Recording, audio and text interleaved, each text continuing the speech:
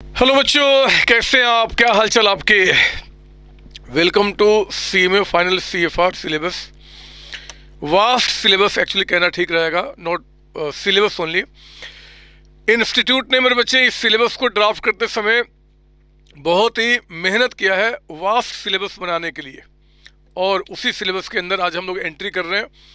मैं आज आपको जो मेरी क्लास आप शुरू करने वाले हैं आज ऑनवर्ड, उसके लिए क्या आपकी बेस्ट स्ट्रेटजी होनी चाहिए ताकि सीएमए फाइनल सीएफआर के अंदर में 2016 सिलेबस में आप बहुत बेहतर मार्क्स लेकर आ पाएँ, तो वो स्ट्रेटजी मैं आज शेयर करूंगा। आप जितने भी क्लासेज आज मेरे से आगे आप पढ़ने वाले हैं उनमें उसी स्ट्रेटजी को फॉलो करते हुए आपने स्टडी करना है। मैं रिपीट कर रहा हूँ, इट्स ए वास्ट सिलेबस, लेकिन इस सिलेबस को कम टाइम में हम किस तरीके से फिनिश करें, क्या बेहतर स्ट्रेटजी होनी चाहिए, वो मैं आपको शेयर कर रहा हूँ।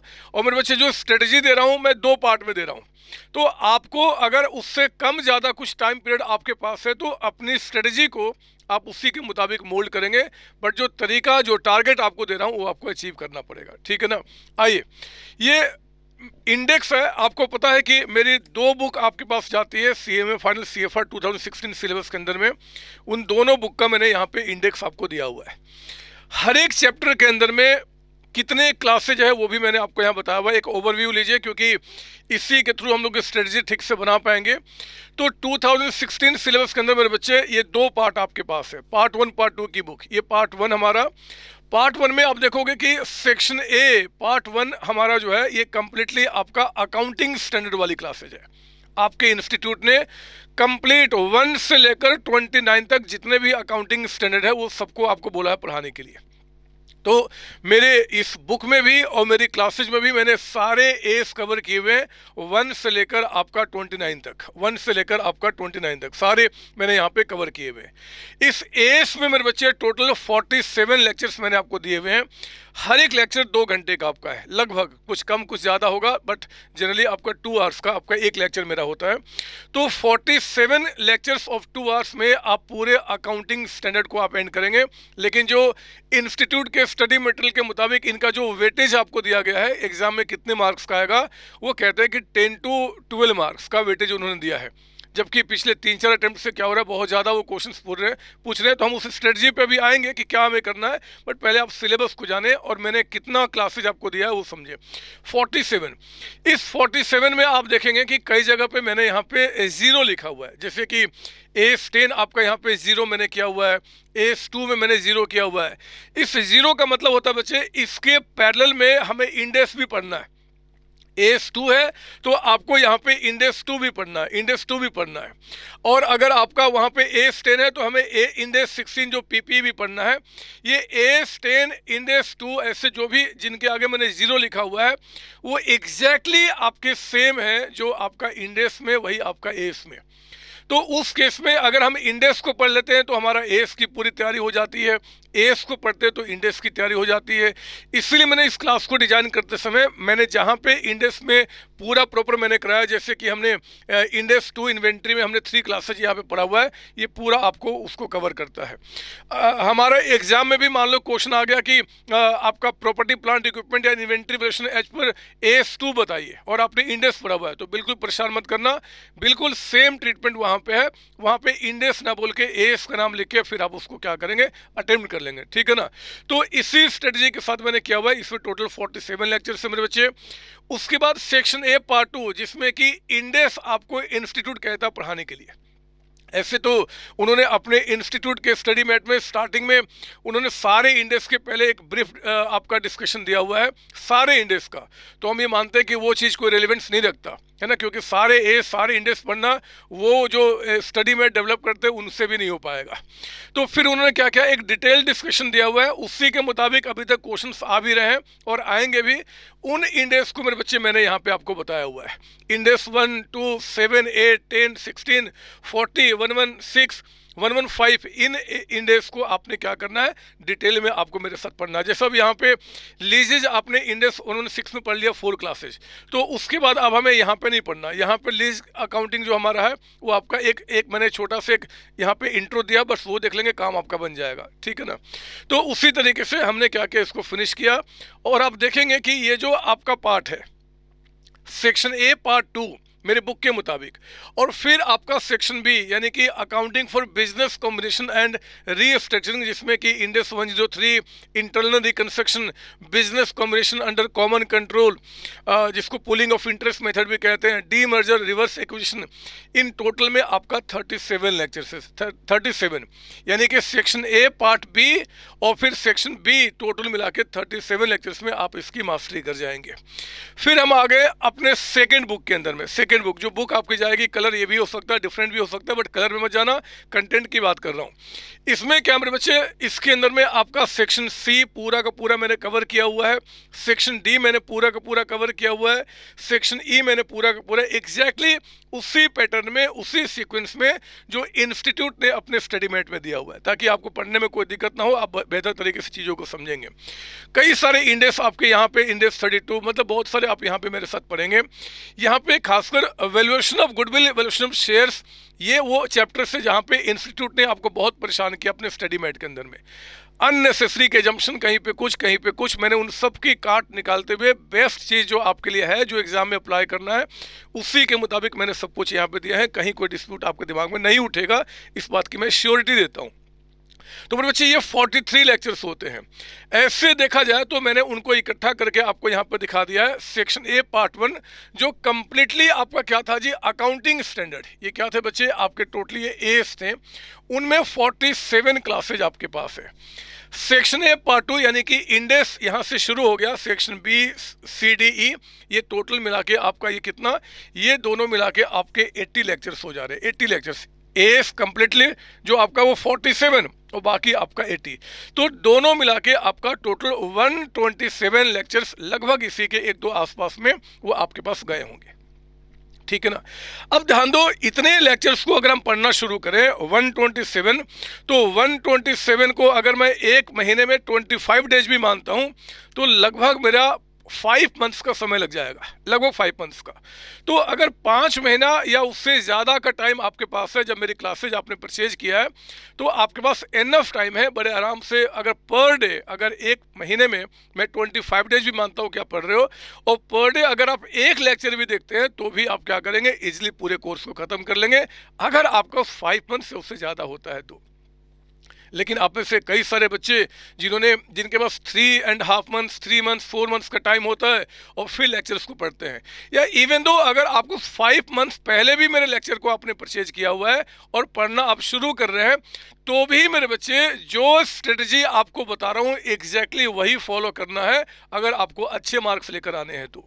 क्योंकि इंस्टीट्यूट के जो सिलेबस को देखा जाए तो अब AS में सोचो ना, AS में हमारे पास 47 लेक्चर है, मतलब लगभग 94 आवर्स हम यहाँ पे स्टडी करेंगे, और मार्क्स जो उनका वेटेज के मुताबिक है वो 10, आपका मार्क्स 10-12 होता है। ऐसे वो क्वेश्चन कई सारे पूछ रहे हैं, वो अगर देखा जाए पिछले 2-3 अटेम्प्ट में तो उन्होंने 30, 35, 40 नंबर के भी क्वेश्चन इससे पूछे हुए।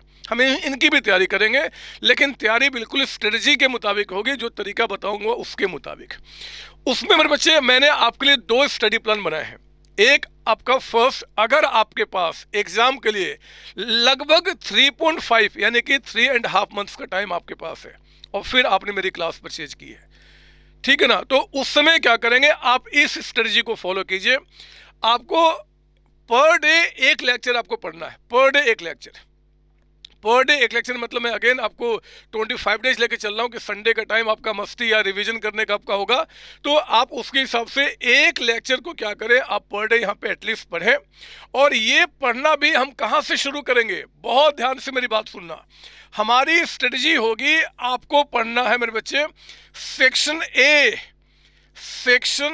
ए पार्ट बी से आपको पढ़ना शुरू करना है। यानी कि आप जो यहाँ पे पढ़ोगे उसमें ध्यान रखना, ये जो अकाउंटिंग स्टैंडर्ड वाला पार्ट है, आप स्टार्टिंग में उस पर टाइम बर्बाद नहीं करेंगे इन एनी सर्कमस्टांसेज। कोई दुनिया में कुछ भी कह दे उनकी बात मत मानना, आपको जो बता रहा हूँ वही तरीका फॉलो करना। अगर आपके पास 3.5 मंथ्स या उसके आसपास का टाइम है तो मेरे बच्चे आपको क्या करना है, एक लेक्चर को पर डे आप देखना शुरू करें। आपको दिमाग में इतना लेके चलना पड़ेगा, और आपको सेक्शन ए पार्ट 2 से आपको शुरू करना है। फिर सेक्शन ए पार्ट 2 के बाद फिर सेक्शन बी में आप आएंगे, जहां पे इंड AS 103 इंटरनल रिकंस्ट्रक्शन सब बातें डिस्कस कर रहे हैं। सेक्शन सी, डी और ई, इस सीक्वेंस में आप एंड करेंगे। जब ये पूरा का पूरा आपका एंड हो जाएगा ना बच्चे, तो अब बारी आएगी अकाउंटिंग स्टैंडर्ड की कि अब अकाउंटिंग स्टैंडर्ड का क्या करें। बहुत सिंपल सा काम। आप एक काम करना, क्योंकि आपके पास टाइम बहुत कम है और आपने मैक्सिमम पार्ट आपने कवर कर लिया है, मैक्सिमम पार्ट बहुत अच्छे तरीके से आपने कवर किया है। बिलीव करो, जो तैयारी आप करोगे मेरे साथ क्लास में, ऐसी तैयारी करने वाले बहुत कम बच्चे होंगे पूरे इंडिया के अंदर में। तो आपने यहाँ पे बेस्ट प्रिपेयर कर लिया है।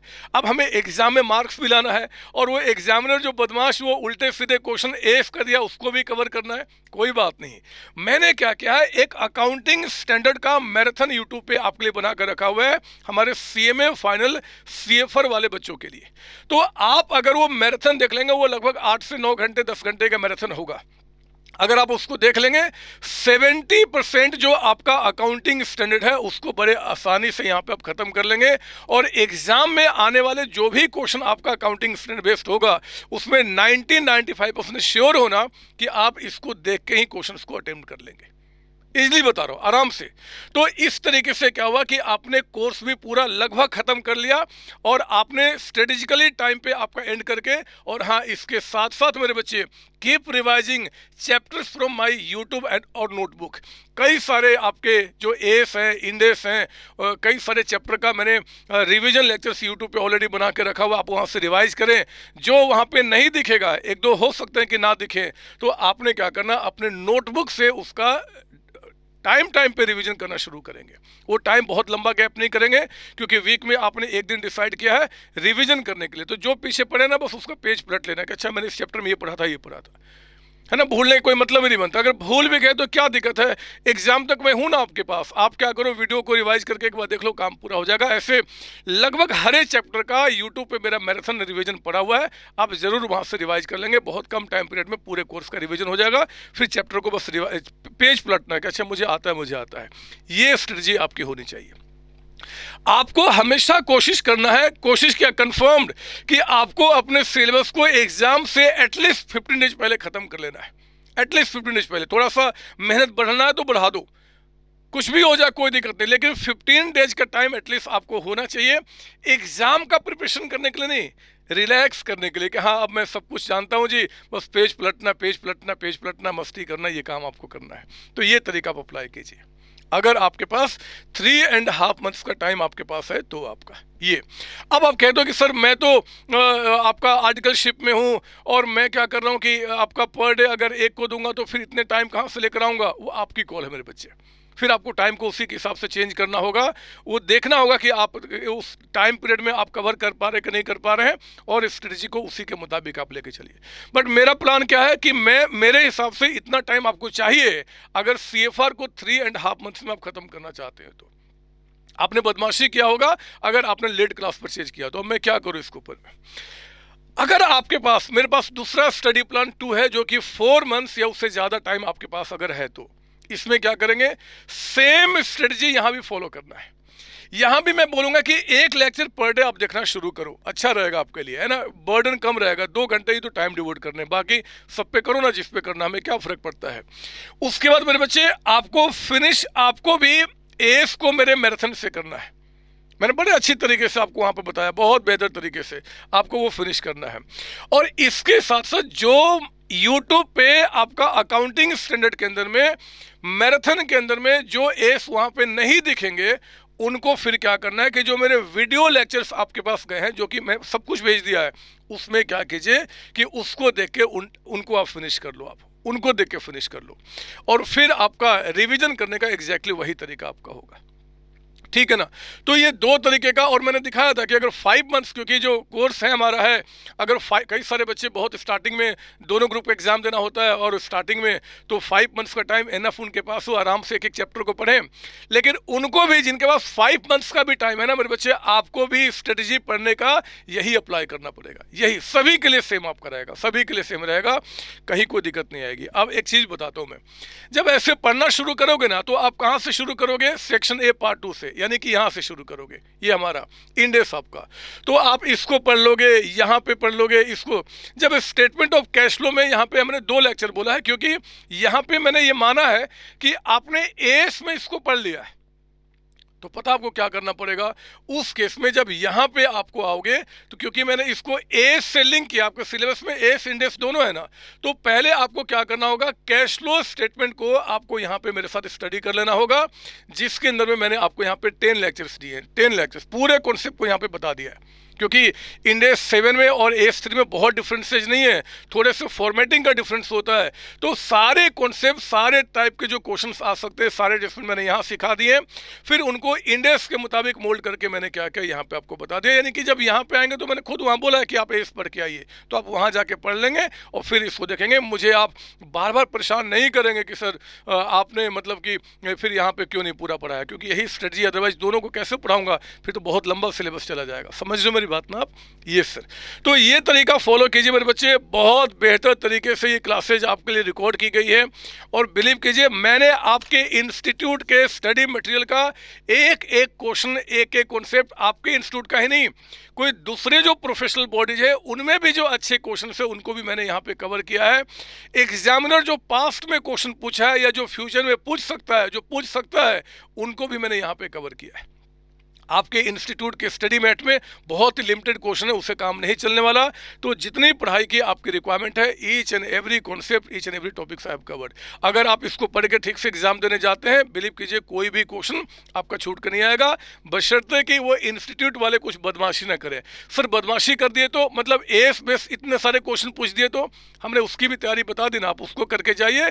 जिस दिन आप पूरे सिलेबस को फिनिश करके जाएंगे, सवाल ही नहीं बचता कि कोई भी आप क्वेश्चन आप छोड़ के आए। आप देख सकते हैं पास्ट हिस्ट्री में पिछले 4 साल 5 साल के अंदर में हम लोगों ने फाइनल में कितने रैंक्स निकाले हैं। सारे आपका रैंक 2, 3, 4, 5 पता नहीं कौन कौन, सारे रैंक तो अपने ही हैं। तो आप भी उसके अंदर में शामिल होने वाले, इस बात की मैं श्योरिटी आपको देता हूँ। ये तरीका आप फॉलो कीजिए, बहुत बेहतर तरीके से। आपको कोई भी अलग से स्टडी मैट कुछ भी रिक्वायरमेंट नहीं है।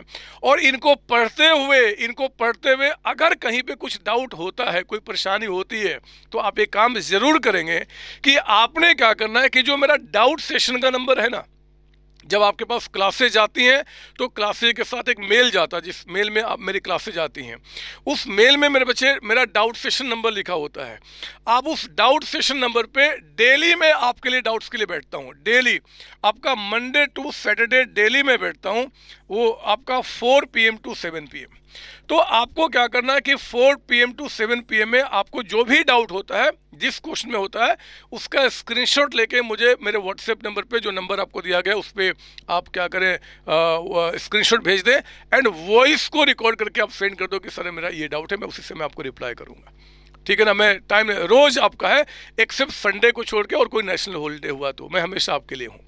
तो मेरे बच्चे आप पढ़ाई कीजिए, आगे बढ़िए। चलिए हम शुरू करते हैं। मैं ये मानता हूँ कि मेरे द्वारा बताए हुए स्ट्रेटजी को आप फॉलो कर रहे हैं और आप सेक्शन ए पार्ट 2 जहाँ पे इंट्रोडक्शन टू इंडेक्स है, आप यहाँ से अपने चैप्टर की शुरुआत कर रहे हैं, यहाँ से अपने चैप्टर की शुरुआत कर रहे हैं ना। ओवरव्यू ऑफ इंडेक्स इसके साथ बढ़ रहे हैं और आप इंजॉय करेंगे अपनी स्टडी को। ठीक है ना? तो मैं अब एंड करूँ, और कुछ बातें मुझे बतानी नहीं है, सब कुछ मैंने बता ही दिया। चलो ना, अब पढ़ना शुरू करते हैं और एक जो वास्ट सिलेबस है उसको भी लिमिटेड टाइम में ख़त्म करके आगे बढ़ने की हम कोशिश करते हैं। आप सबको ऑल द बेस्ट बच्चे, ऑल द बेस्ट। आइए ना हम शुरू करते हैं। CFR CMA फाइनल हमारे CMA फाइनल CFR वाले बच्चों के लिए CFR की स्टडी स्टार्ट करते हैं। आइए शुरू करते हैं। एक चीज़ और, अरे हाँ, कई सारे क्लासेज का, जैसे एक क्लास है, कोई क्लास 1 है तो उसका पार्ट 1 पार्ट 2 है, तो पार्ट 1 पार्ट 2 मतलब एक ही क्लास के 2 पार्ट है। वो 2 घंटे क्लास को मैंने 2 पार्ट में डिवाइड कर दिया ताकि क्वालिटी ऑफ क्लास आपके पास अच्छी जाए। तो आपने क्या करना है, उस क्लास को पूरा उसी दिन एंड करना है। ऐसा बड़े बच्चे हैं, नो डाउट कि आप अच्छी तरीके से काम करेंगे। फिर भी कोई डाउट, किसी तरीके का संदेह, कोई डाउट, कोई परेशानी होती है तो ज़रूर आप मुझे डाउट सेशन टाइम पर मुझसे बात करेंगे। ऑल द बेस्ट बच्चे। Thank you and thank you बच्चों।